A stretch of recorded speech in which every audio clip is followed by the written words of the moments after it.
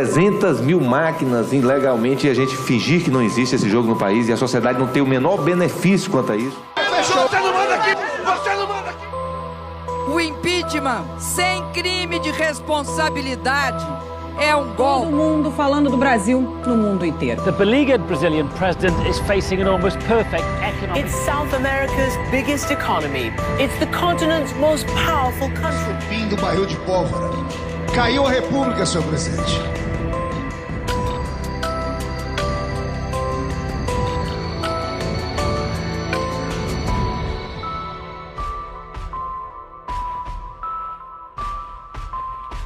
O grito dos manifestantes foi de que trabalhador não é contraventor. Entra ano e sai ano e não faltam apostadores.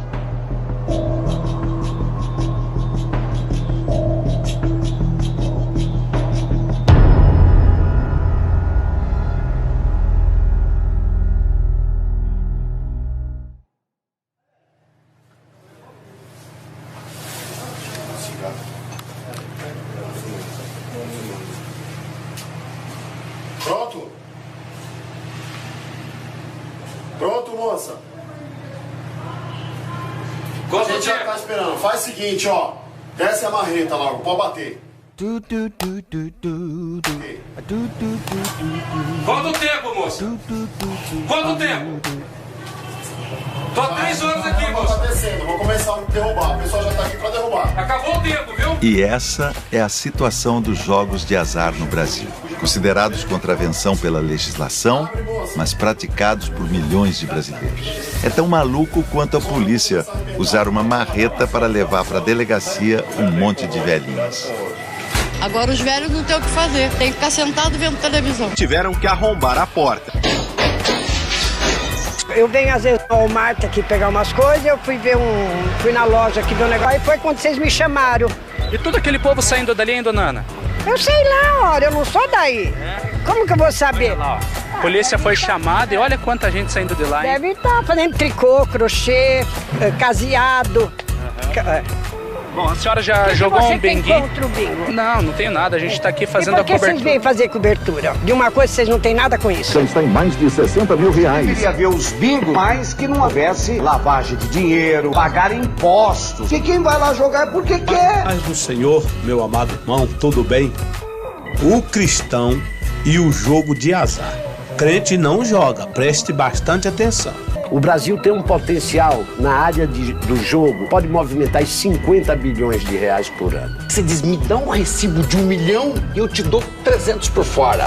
E o cassino te dá um recibo de 1 milhão. E daí que lava. O risco de lavagem existe, tem. E eu trago hoje uma matéria que ela não é também pacífica. Não é um projeto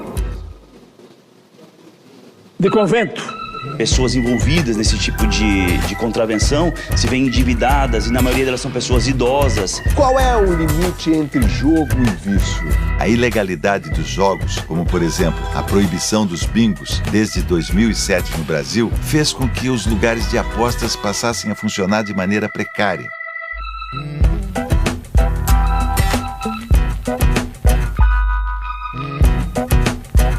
Então é esse tipo de situação que a ilegalidade leva, né?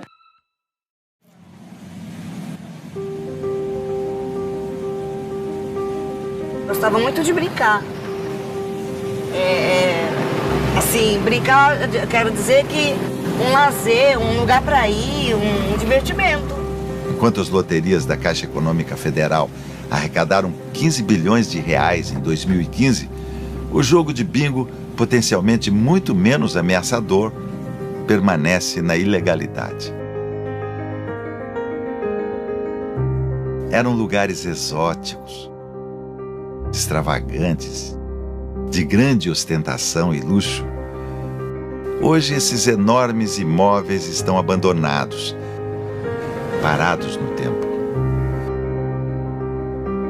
Ou viraram coisas como salões de festa, pet shops, igrejas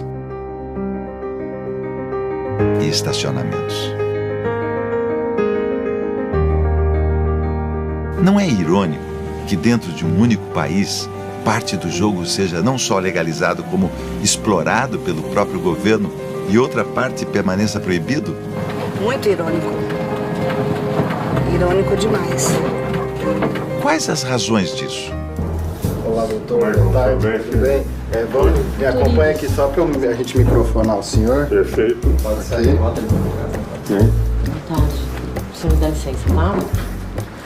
Mas tudo isso vai ao programa? Para nos ajudar com essa resposta, convidamos ninguém menos que o renomado Dr. Ives Gandra, participante da Constituinte de 88 e um dos maiores juristas do Brasil. Meia hora, 45 minutos. Já está gravando. Agora, no Brasil, eu considero uma hipocrisia monumental. Eu vejo, por exemplo, um sentido lúdico muito maior num bingo do que numa loteria esportiva. Dizer, não, a loteria, isso não é jogo de azar. O bingo é. O bingo dá satisfação aos velhos. A loteria só faz perder dinheiro. Mas, como nós dissemos que isso é legal, isso é muito bom. É uma hipocrisia que eu tenho a impressão que não faz jus à inteligência dos nossos legisladores, dos nossos administradores. E tudo por uma falsa visão do que seria verdadeiramente o jogo. Não é estranho, não dá pra entender por quê. Que não deveria, né? Eu não sei por que é proibido. Até agora eu tô pra saber o porquê. Um lugar tão gostoso da gente se distrair, né? Não tem maldade nenhuma. Eu não sei por que tiraram isso aí, né? Eu acho que a Constituição não proíbe, ao contrário. A Constituição, no artigo 195, permite. Se nós analisarmos, não há nada que proíbe. Depois que acabou, parou de funcionar bingo, eu só trabalho. Eu não tenho mais lugar para mim, para se sair, achar legal, para se divertir, para conversar, para distrair. Mas o bingo eu gostava, então, para mim, eu fiquei sem divertimento. O jogo aqui é uma espécie de tabu. Na prática, enfim, é uma falsa moralidade não permitir. Não me pergunta as coisas que eu não minto, não.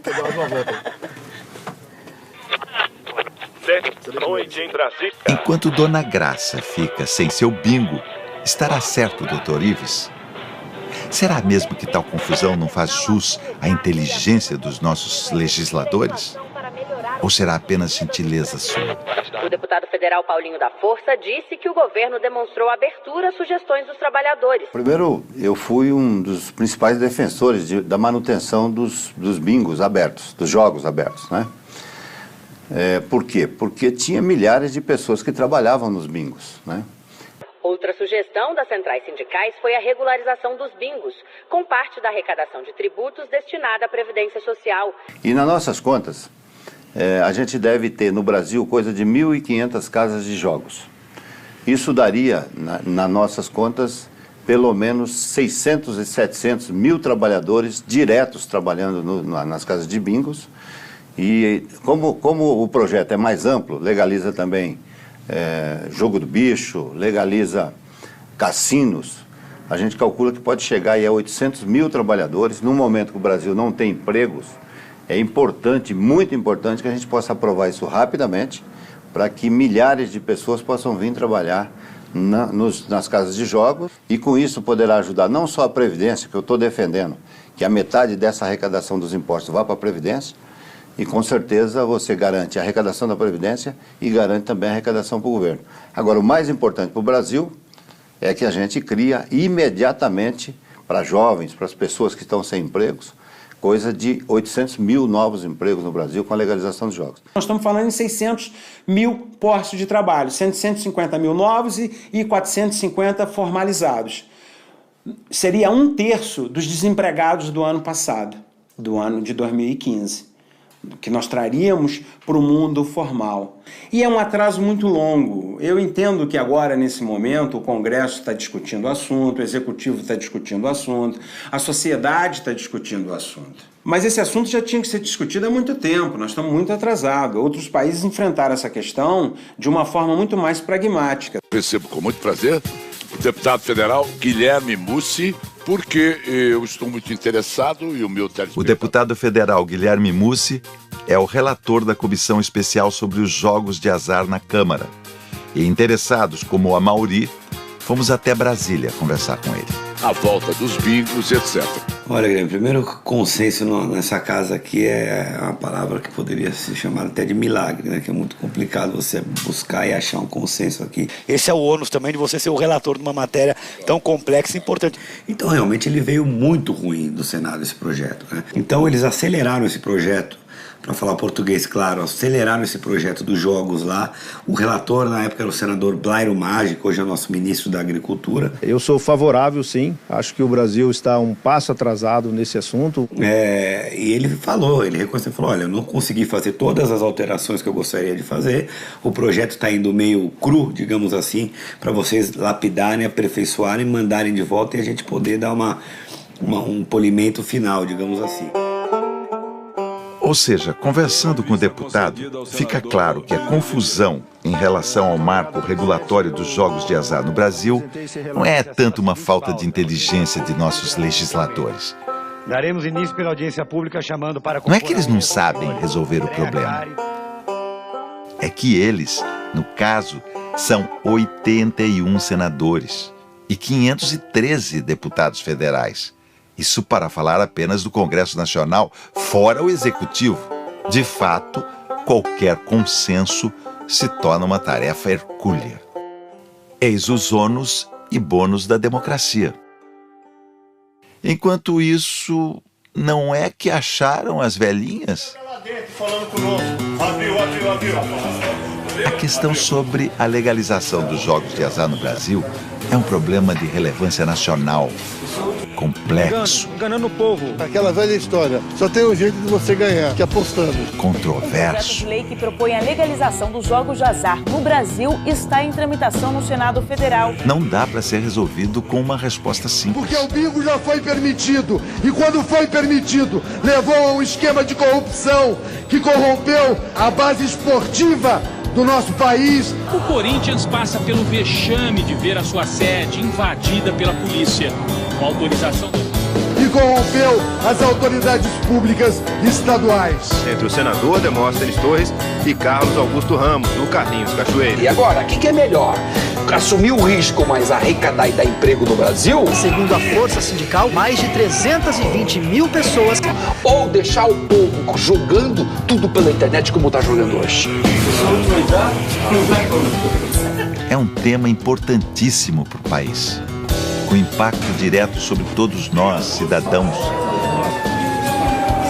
Mas que, curiosamente, permanece ainda uma questão pouco debatida ou mesmo compreendida.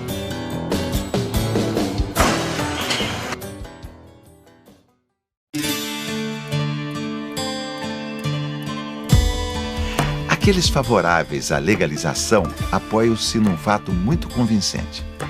Melhor dizendo, em 37 bilhões de As investigações da Operação Hurricane. Pois 37 bilhões de reais é o valor mínimo que a legalização dos jogos de azar no Brasil renderia por ano aos cofres públicos.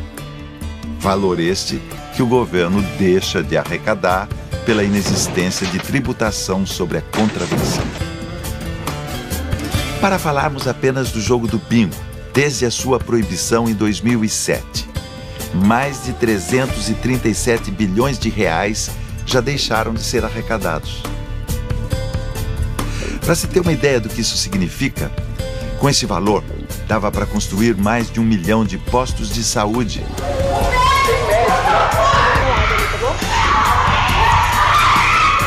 Não posso fazer nessa porcaria aqui! Não posso fazer nada pelo excesso de pacientes doentes! 25 milhões de salas de aula. Estudantes ocuparam as ruas em manifestações assim que souberam do racionamento das escolas no estado de São Paulo. Por que vocês estão levando ele preso? Por que vocês estão levando ele preso? O Alckmin, a culpa é sua! Hoje a aula é na rua! 7 milhões de postos policiais. Tem bandido aí que já matou 15, assaltou o banco, fez o diabo e sai pela porta da frente Por que o policial também não pode se livrar de qualquer inquérito? Pode. 10 milhões de casas populares. E daria para comprar 895 milhões de cestas básicas.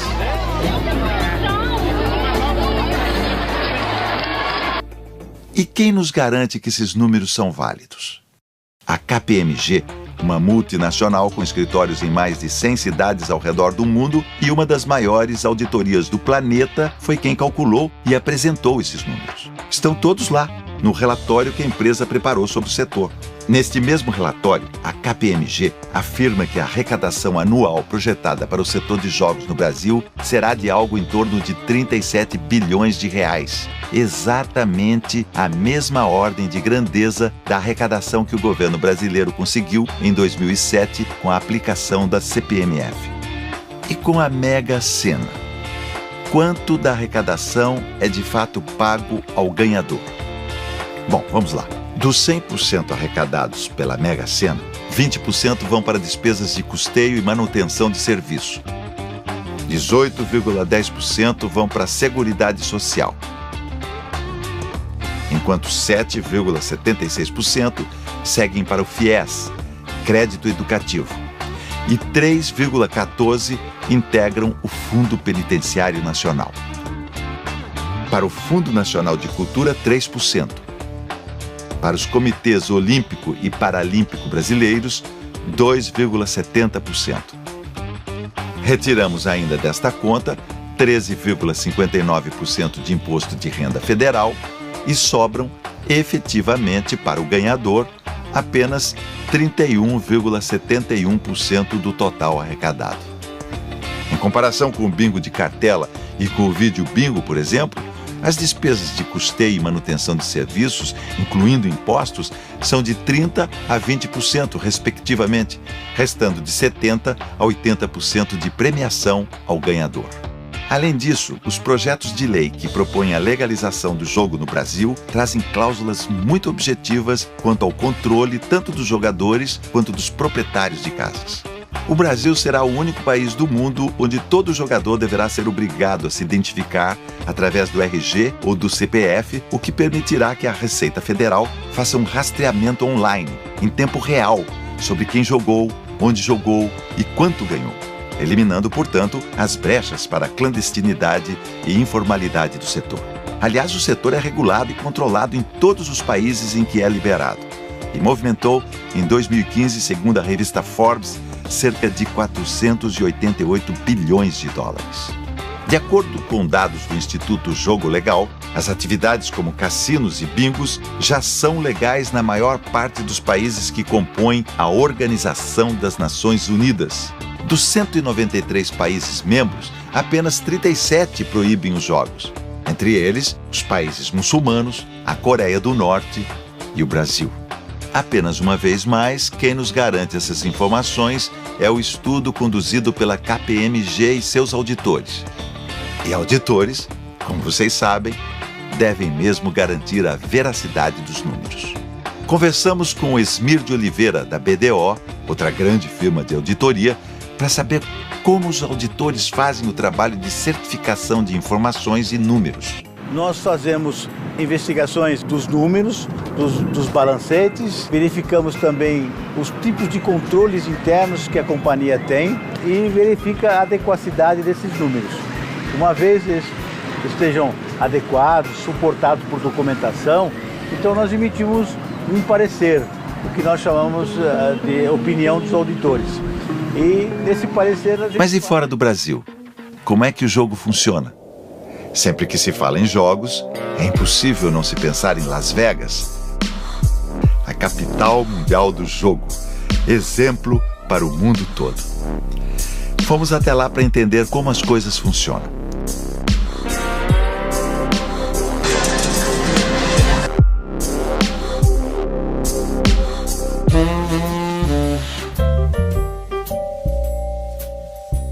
Durante a era de ouro de Las Vegas, alguns brasileiros vieram tentar a sorte aqui. Nelson Sardelli foi um deles. Entertainer de mão cheia, fez sucesso como cantor. If you can keep your head when all about you are losing theirs and blaming it on you. Here he is, ladies and gentlemen, Nelson Sardelli.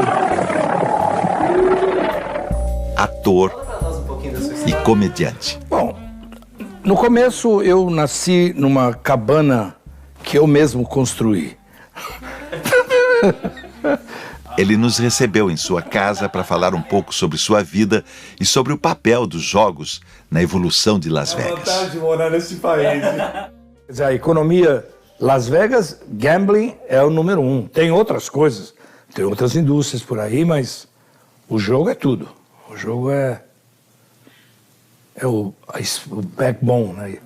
A coluna vertebral da cidade. Para mim é uma grande cidade. Eu acho que Las Vegas, por exemplo, hoje eu não saberia como morar no Brasil. Uma das personalidades mais importantes na história da cidade e dos jogos é a lenda viva Steve Cutler, presidente do cassino Hall of Fame e um dos mais respeitados conhecedores do assunto. Well, first of all, Las Vegas was founded in 1905, and we were nothing more than a railroad stop. There wasn't any legalized gambling then. Population was probably a couple hundred people. Then gaming was legalized, and all of a sudden, we were on the map.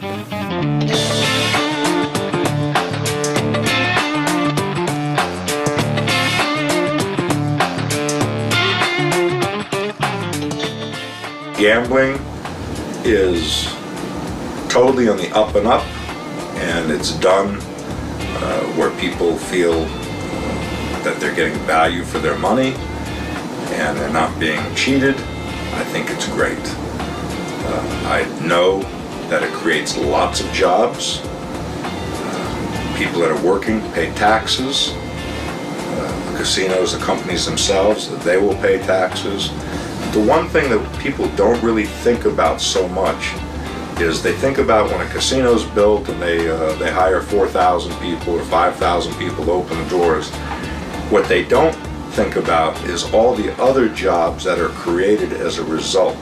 Que não tem picaretagem, não tem safadeza, não vai ter nheque-nheque, mortadela, salame, não vai ter nada disso. Empenho minha palavra a você. Ainda em Las Vegas, conversamos também com o ex-vice-presidente do Caesars Palace, o brasileiro Ciro Batelli, um dos principais articuladores para a legalização dos jogos no Brasil.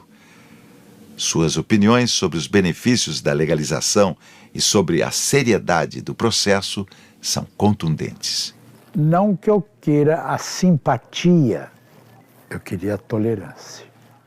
Então é uma visão completamente míope e não inteligente de explorar um sentimento que é um sentimento humano, meu Deus do céu. É um sentimento, uma vontade lúdica, eu quero jogar. So what? Então, se eles quiserem, bem, tem maneiras de mostrar como funciona bem. Da mesma maneira que podemos mostrar como as coisas no Brasil funcionam mal. E outra coisa, o jogador não é idiota, como certos procuradores. Quem defende a liberação do jogo no país calcula que poderiam ser arrecadados, por ano, até 15 bilhões de reais em impostos. Mas o Ministério Público Federal é contra a aprovação do projeto da maneira como está e quer que o Senado discuta melhor a regularização antes de enviar o PL à Câmara dos Deputados. Para o MPF, o governo não tem condições de fiscalizar os jogos de azar. Se tornasse lícita, ela poderia redundar em vários crimes. Um deles seria a própria lavagem de dinheiro. Mas não é só lavagem, é a sonegação fiscal, é financiamento de campanhas eleitorais de maneira ilícita, corrupção, enfim, uma série de tipos penais que, se você tornar lícito isso e não tiver uma estrutura de fiscalização robusta, você vai permitir que esse tipo de atividade vá crescendo de uma maneira muito assombrosa e isso interfira em vários setores econômicos, nos setores políticos da sociedade brasileira. Pode até ter sido uma piada de mau gosto, porque eu sou ex-procurador, então. Mas não fala sem saber. Mas será que o procurador Peterson realmente não sabe o que diz? Autor da nota técnica 065 de 2016, que aponta diversos possíveis problemas na legalização dos jogos no Brasil, o Dr. Peterson vem sendo um dos principais nomes contrários à legalização dos jogos. Então há uma conjugação desses dois fatores, de um ambiente de crise econômica, de diminuição das receitas do Estado. Então há esses atores políticos que ficam, digamos assim, desesperados em conseguir alguma fonte de receita para bancar os gastos estatais, e aqueles atores econômicos que representam esse setor dos jogos de maneira subterrânea e que tem sua voz dentro do Congresso. A questão é a seguinte: se tornar uma indústria, isso tem que ter um controle forte do Estado. Se o Estado não está qualificado para isso, capacitado, ele não pode permitir, porque os efeitos nefastos podem ser muito maior do que os aparentes benefícios que nós teríamos. O Brasil, apesar de ter praia, carnaval e mulatas, é um país conservador. Se os principais países do mundo legalizaram essa atividade, o Brasil nunca se debruçou esse assunto. Eu tenho as minhas suspeitas. Eu acredito que o jogo foi colocado na mesma cesta moral e tabu da droga, do aborto, da união homoafetiva. Ou seja, é mais um daqueles assuntos que a sociedade não gosta de enfrentar, não gosta de conversar, não gosta de trabalhar. E eu acho que está na hora da gente mudar esse cenário, até porque, na questão do jogo, só existem duas opções. Ou ele é legal, ou ele é ilegal. O não jogo não existe. O jogo é uma realidade em toda a sociedade. Consta que os soldados romanos jogavam dados debaixo do crucifixo, Jesus crucificado.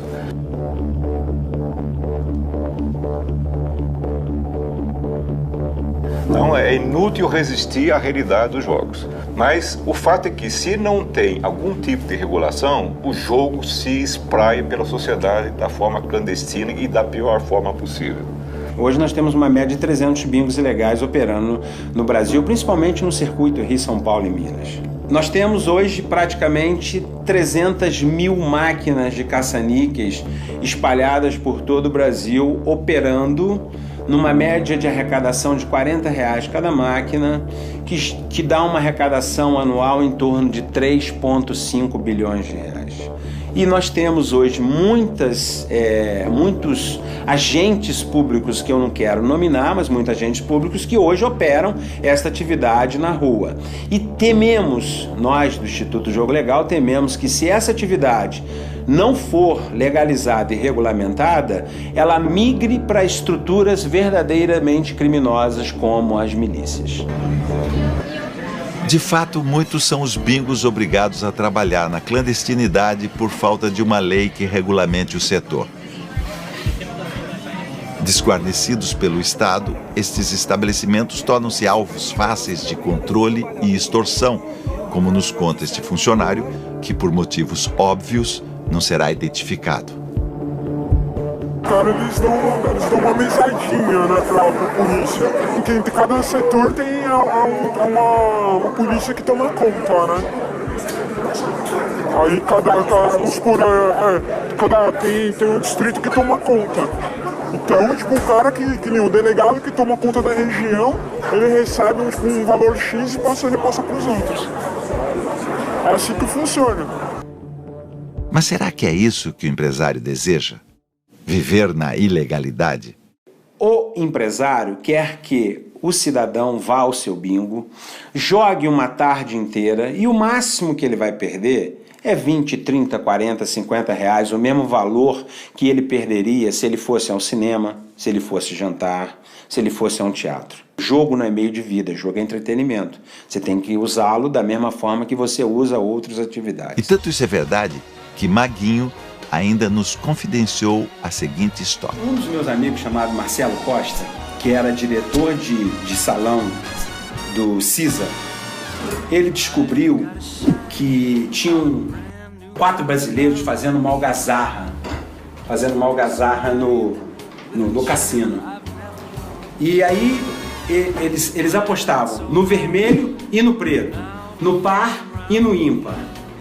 Aí quando saía qualquer coisa, eles comemoravam.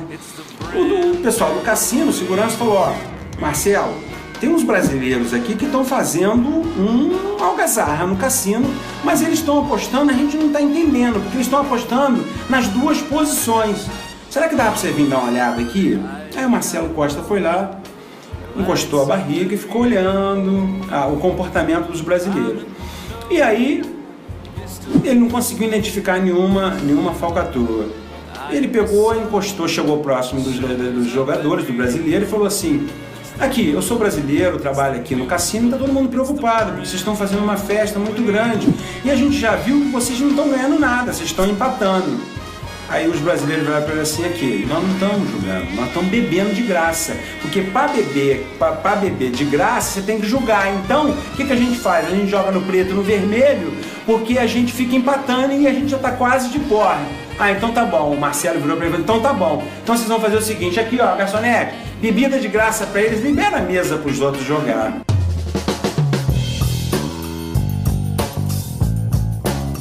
Transformado em esporte, o jogo de pôquer foi recentemente legalizado no Brasil. Um passo importante rumo à legalização dos jogos de azar. Mesa. Convidamos Dona Maria do Carmo, entusiasta e ex-jogadora de bingo, para uma partida com o renomado campeão Flávio Malícia. Enquanto jogava, Dona Maria do Carmo nos contou sobre sua vida e nos deu sua opinião sobre a questão. Olha, a emoção é que pode ser diferente, né? Ainda mais que eu estou aprendendo agora. Então é sempre um risco que eu estou correndo e não estou sabendo direito que eu estou correndo risco. Então eu vou. Mas é emocionante de qualquer forma. Não chegava a gastar mais do que queria, não. Porque eu tenho até hoje muitas coisas atrás. Tem que pagar a ração dos gatos e tal.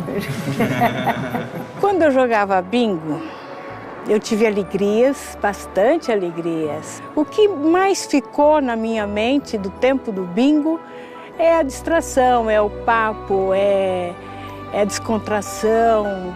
Eram as tardes de domingo, não da Jovem Guarda, no bingo.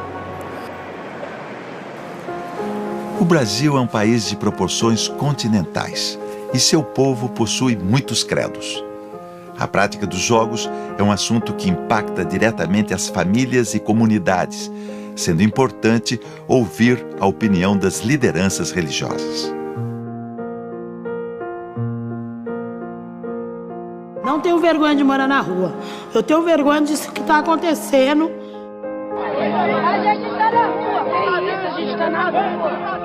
Acabaram de levar minha carroça. Eles pegaram nossa carroça, sendo que nós nem estávamos presentes. Eu acho isso uma covardia desumana. Levaram tudo que é meu da minha Mais carroça. que um padre, Júlio Lancelotti é um ativista em prol dos moradores de rua e sua opinião sobre os jogos reflete isso. A igreja não é lugar de jogar bingo. Lugar de jogar bingo, jogue na sua casa, não na igreja. A igreja, como diz o Papa Francisco, não precisa de dinheiro sujo. A igreja tem que socorrer aqueles que essa sociedade indecente e inconsequente diz que tem azar. Eles não têm azar, eles são penalizados por um jogo que só favorece os ricos, que só favorece os poderosos e machuca e faz chorar os pobres. Então, a igreja não é lugar de jogar bingo. A igreja é lugar de fazer curativo em quem está sofrendo. Eu, por exemplo, sou católico apostólico romano de missa diária, há 50 anos. Eu tenho a impressão seguinte, entende? Quando eu vejo um bingo beneficente de uma igreja, o mesmo bingo que se faz, a diferença é que aquele é beneficente e o outro vai ser para dar lucratividade para o dono do bingo. Mas o jogo é rigorosamente o mesmo e atrai pessoas. Na prática, do ponto de vista religioso, eu não vejo problema nenhum. Nenhum.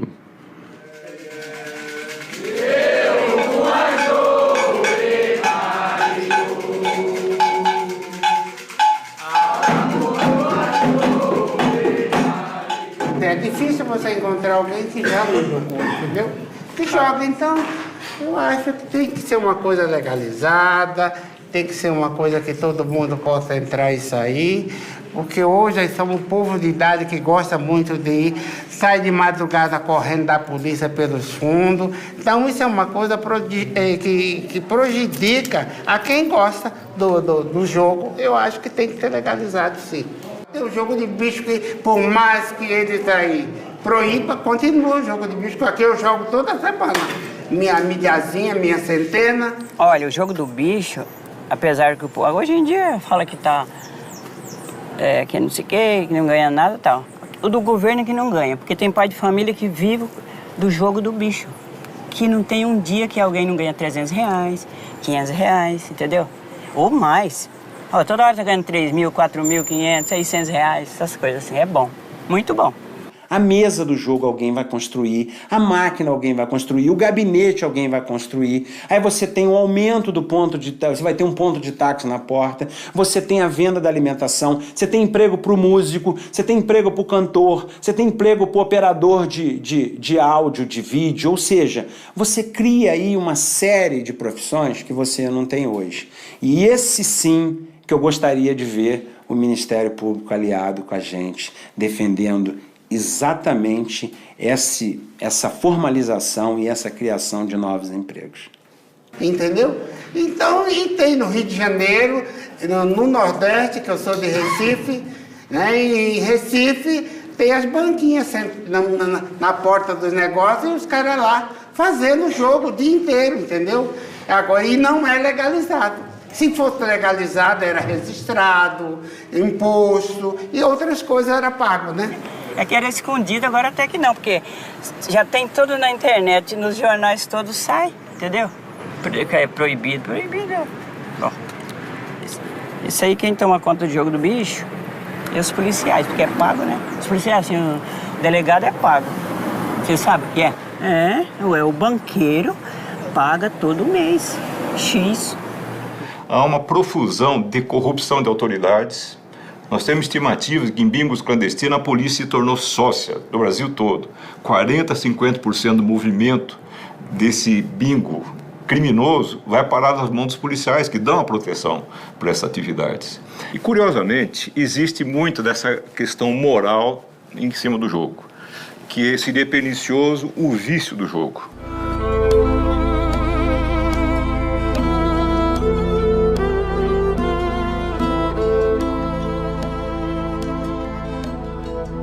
A Bíblia não faz nenhuma referência sobre jogos de azar. Mais tarde, na literatura rabínica, desenvolveu-se uma determinação de que as pessoas que se envolvem com jogos de azar não deveriam testemunhar no tribunal, não seriam pessoas confiáveis. Os dois jogos de azar citados são jogos de dados e corrida de pombos. E essas pessoas então não seriam pessoas confiáveis no caso de um testemunho no tribunal. Eu acredito que essa determinação vem do fato de que essas pessoas estavam muitas vezes envolvidas em outro tipo de comportamento imoral, ilícito, e não simplesmente um envolvimento com os jogos de azar. Porque veja, em nossos dias é possível utilizar o bingo dentro de uma comunidade para uma caridade, por uma obra beneficente, para ajudar a sociedade, para fazer com que pessoas enfrentem o inverno com mais dignidade, para reformar um santuário e assim por diante.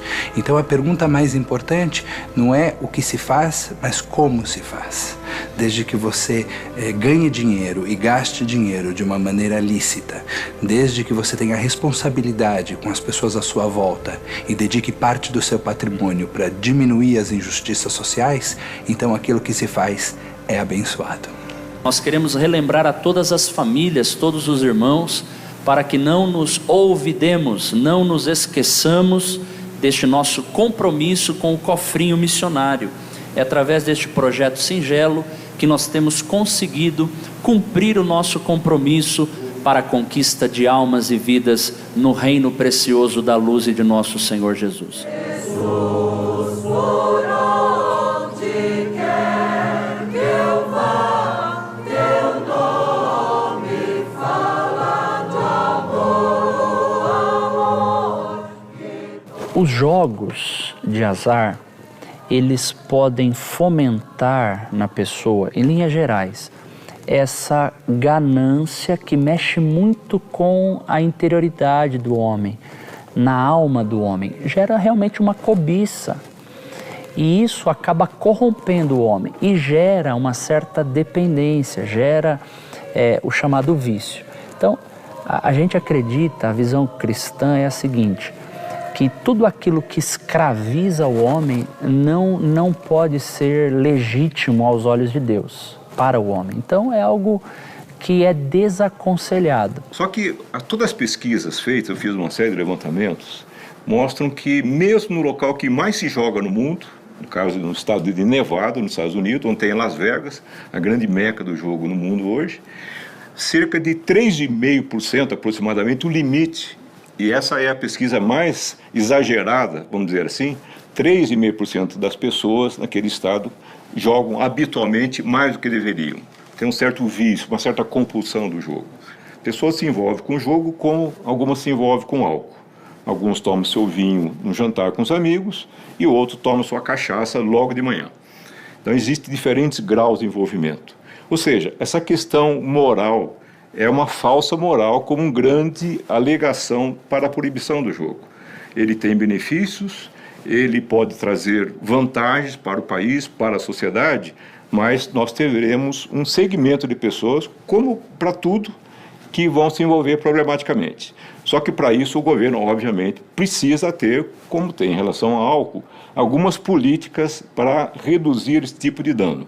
Mas isso não é argumento fundamental para se proibir a atividade do jogo, como em outros países. Tem problemas, mas sequer cogitam nesse tipo de proibição.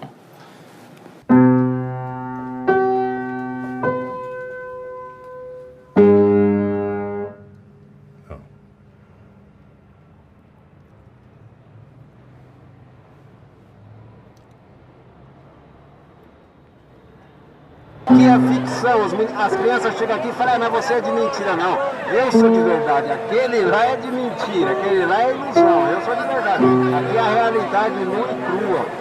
E vivendo no meio de todo mundo aqui, sobrevivendo, vendo como vive o camelô, aquele que foge do rapa, entendeu? Aquele que tem a barraquinha, aquele que tem a sua loja. O pessoal acha que aqui todo mundo só tá para roubar, não é? Que tem muito pai de família, muita gente boa trabalhando para levar o sustento para casa.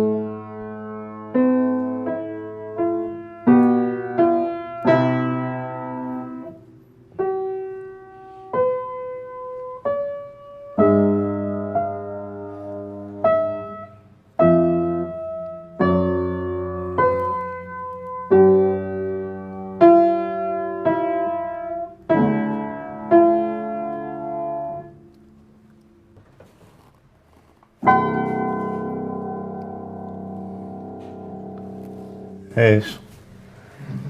Gostaram? Economista de formação, porém sempre muito preocupado com os direitos humanos, Eduardo Suplicy é uma figura pública de conduta ilibada e de grande aceitação popular. Exatamente por possuir todos esses predicados, economista, político honesto, cidadão exemplar, nos pareceu fundamental conversar com ele a fim de sedimentarmos uma opinião.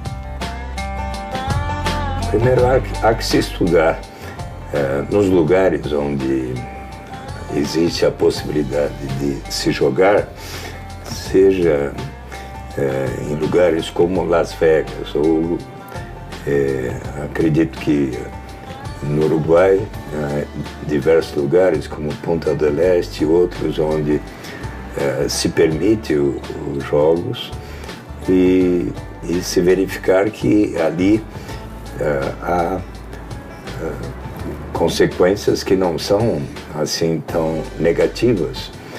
Minha cunhada trabalhava no bingo, depois ficaram desempregados, uma família que ficou desempregada. Os dois trabalhavam lá, trabalhava ela e o marido dela. Ficaram desempregados até eles se estabilizarem, eles demoraram um bom tempo porque não tinham bingo para trabalhar. Tinha muito conhecimento com bingo, ficar desempregado nenhum e ia para outro, entendeu? Depois fechou tudo, eles não tiveram mais emprego. Eu acho que se for para aceitar a instituição ou a permissão de jogos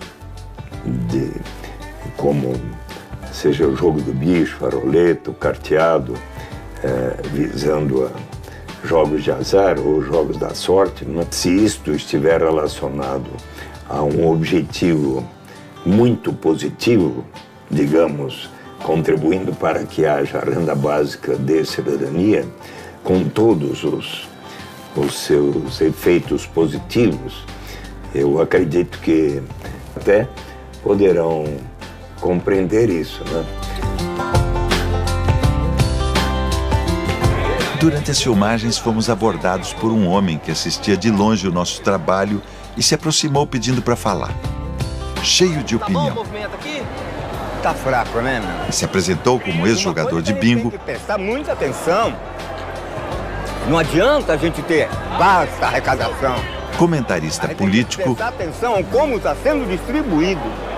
E profissional de karaokê. As metades da laranja, dois amantes. Seu nome artístico. Não, aí agora a gente não tem o que fazer, né? Agora a gente vai pra pracinha jogar dominó, biriba, né? Karaokê, né? Videokê. Você gosta de videokê? Videokê é legal, videokê é legal.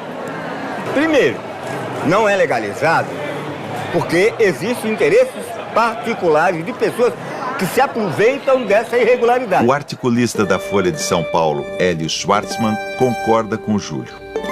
Nas dezenas de artigos que já escreveu sobre o tema, ressalta diversos mitos envolvendo a legalização dos jogos de azar, como o risco da ludopatia, a criminalização e a lavagem de dinheiro. Ardoroso defensor da legalização, diz sê-lo, em suas próprias palavras, por uma questão de liberdade. Talvez a pergunta mais interessante seja: que sistema político nos leva a sermos pessoas melhores? E aí a ideia seria: será que um sistema mais aberto, mais livre, não ajuda a construir indivíduos mais responsáveis, mais autônomos e melhores pessoas? Reni Ozzi trabalhou no Conselho de Segurança da ONU e é um especialista em democracia. Como corolário da nossa saga, é ele que nos explica que, acima de tudo, a legalização dos jogos de azar é uma questão de Estado versus liberdade individual. Interessante, porque se a gente olhar do ponto de vista do desenvolvimento de uma criança, se você deixar uma criança presa o tempo inteiro, não faça isso, não faça aquilo, ela provavelmente não vai ser uma pessoa com um jogo de cintura, com habilidades, não vai saber lidar com situações complexas que a vida o tempo inteiro nos coloca, não importa onde você esteja. Ainda como peça final do quebra-cabeças, refere-se ao clássico problema filosófico conhecido como o dilema dos trilhos, intrínseco à questão da legalização dos jogos. Um perfeito exemplo final sobre o qual meditarmos.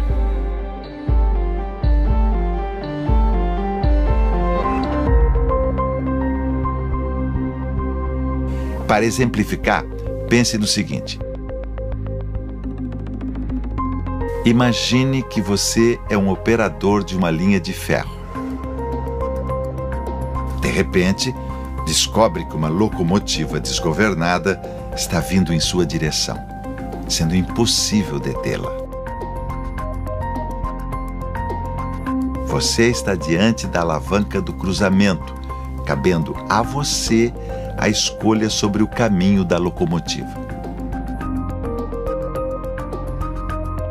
Você pode escolher não fazer nada e deixar a locomotiva seguir seu curso pré-determinado para a esquerda. Ou você pode escolher agir, puxar a alavanca e mudar o curso para a direita. Ocorre que em ambos os trilhos existem pessoas trabalhando no momento. Um operário no trilho da direita e 5 operários no trilho da esquerda.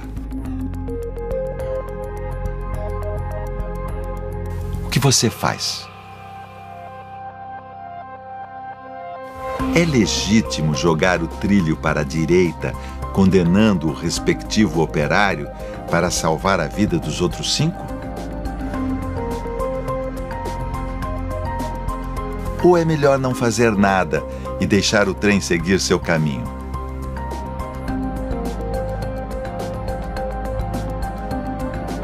O Brasil é o trem. A legalização dos jogos de azar está nos trilhos. E cada um de nós, cidadãos, tem uma alavanca diante de si. Ser cidadão implica em participar do problema. E o problema está colocado. O trem está vindo e você tem que fazer alguma coisa. A escolha, portanto, está em nossas mãos. Eu quero ter liberdade individual. E a minha liberdade individual passa por gastar o meu dinheiro da forma que eu quiser, sem a interferência do Estado. Já que é para um benefício geral da população brasileira, eu até me disponho a pagar um imposto um pouco maior para cada lance que eu fizer em qualquer cassino ou em qualquer aposta ou até no jogo do bicho. Usos e muitos têm interesse que o jogo não prospere, né? Porque hoje existem muitas pessoas ganhando muito dinheiro com o jogo clandestino no Brasil. E parece a velha história do Gambino lá, o grande mafioso dos Estados Unidos. Agora eu não pago mais pistoleiros, agora eu pago deputados e senadores. Nós não podemos permitir que isso aconteça, como de certa forma acontece no Brasil. Porque o jogo também é motivador de um sentimento humano muito importante: esperança. O Brasil precisa de dinheiro nesse momento e por isso precisa legalizar os bingos para poder arrecadar imposto e ajudar o país a sair desse buraco. When you guys get gaming in Brazil, I know I want to be one of your first customers. Deixo a Petrobras ser saqueada. Bilhões e bilhões de reais que liquidaram a maior empresa do Brasil. E ela não sabia de nada durante 8 anos.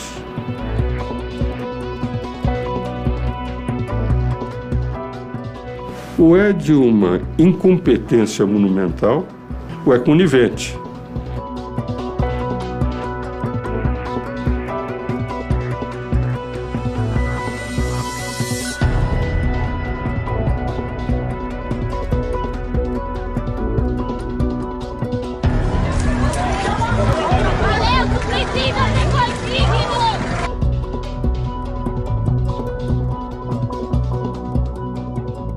Agora, essa situação política se arrasta.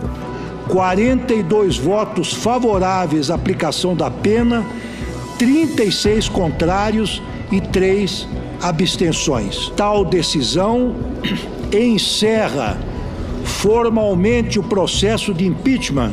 Porque aí nós vamos passar ainda um período difícil, mas daí vamos entrar num período de certa normalidade. Entrando em certa normalidade, eu vejo que é um momento de criar uma nova fonte de receita tributária através dos jogos de azar.